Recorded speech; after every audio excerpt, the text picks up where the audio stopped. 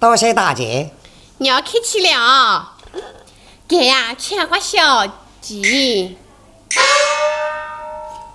小姐，公子，小姐，俺还留下了哈，你们两个好好的。死丫头！小生徐文秀，乃无锡人士。今逢龙虎之年，进京赶考，中途浏览名胜，巧遇小姐，使我清晰欲坠，借情表一叙衷肠，承小姐垂爱，以消表情，令小生欣喜若狂。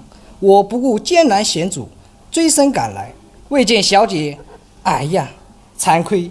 今日见小姐，也是我生平大幸，虽死无憾矣。